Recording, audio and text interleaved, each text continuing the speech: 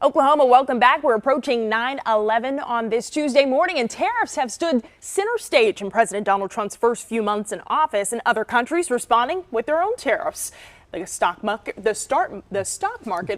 up and down in response. To walk us through what all this means and the impact on you at home, let's go ahead and welcome in our local economist, Russell Evans. Russell, thank you so much for coming on and pleasure. Hear me get through stock market there. That's a right. hard word to say for me. And I do want to start with this now. The stock market seeing a little bit of a climb yesterday after a rough week last week. So kind of walk us through the worries from investors and what this bounce back now means. Yeah.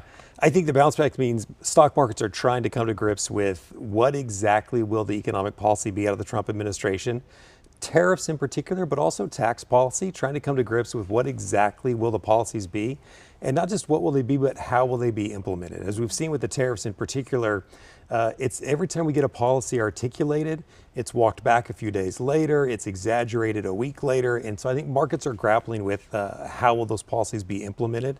And you've seen the stock market really say, okay, hey, if we don't know what economic policies will be in the future, maybe let's avoid some of these riskier assets. And stocks tend to be riskier assets. And let's see if we can get maybe into bonds. Let's maybe move into cash. Let's move into some safer spaces while we figure out what's really happening around us. Right, and it showed in the markets last week. And I do want to switch to tariffs now to talk a little bit about that. The U.S. has a 25% tariff on steel and aluminum from all countries. The EU, China, Mexico, Canada, all placing their own tariffs on the U.S. So walk viewers through, just what impact does this have on them at home? Yeah, so the tariffs are going to have, tariffs are just a tax on imports, and these tariffs are going to have different impacts on different industries. And so even though it's the same tariff, it will affect different industries differentially.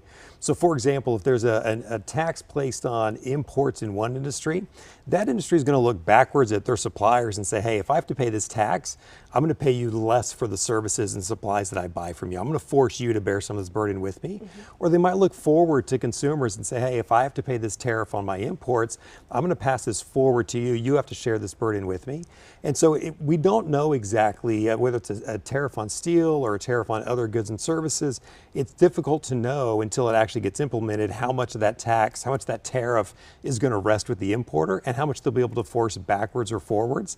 And I think that's one of the reasons this has been so disruptive, is because the tariffs have been announced and walked back and announced, and then how they're going to be implemented, where they're going to be implemented.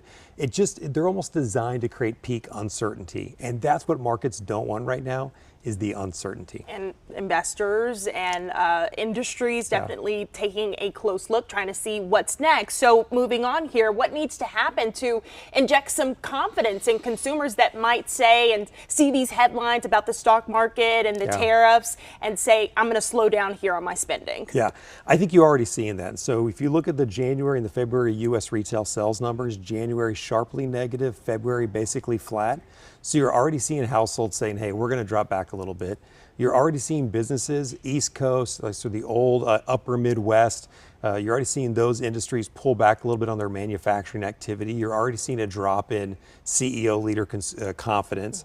And so you're already seeing across a wide swath of the U.S. economy, people are pulling back and saying we need to be in a wait and see approach for a minute.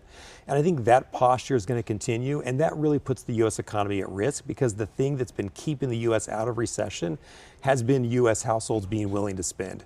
And if they retreat a little bit and get cautious, that could be the thing that really sees us see a drop in our growth rates. And today, I know we are going to see the Federal Reserve come together for a two-day meeting. We've been talking about interest rates since last year in the middle of the Biden administration. Now in the Trump administration, a lot of people want to know, will we see interest rates, make a change here with this meeting that starts today and with all of the state of the economy, what we're seeing right now? Yeah.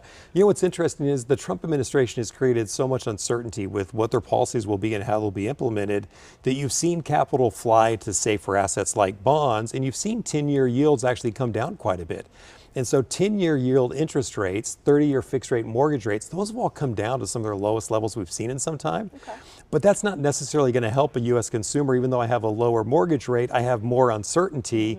And so even if my mortgage got a little cheaper, now I'm not sure is now really a good time to buy a house or move if I'm a little uncertain. So it's a little circular in the sense that we are seeing interest rates come down, but I'm not sure it's helping consumers.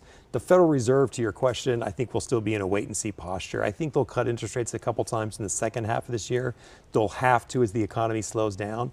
But out of this round of meetings, I think they're going to come back with a wait and see posture. They'll express some concerns, but they'll hold tight for now. And I think most Americans would say that they're in that wait and see right now. So what would your message be to our viewers at home who might have some concerns around the economy? Yeah, I would say try to manage that uncertainty as best you can, right? Always anecdotally, when I start getting random econ questions in places like church hallways, I know that it's really it's really hit everybody. Yeah.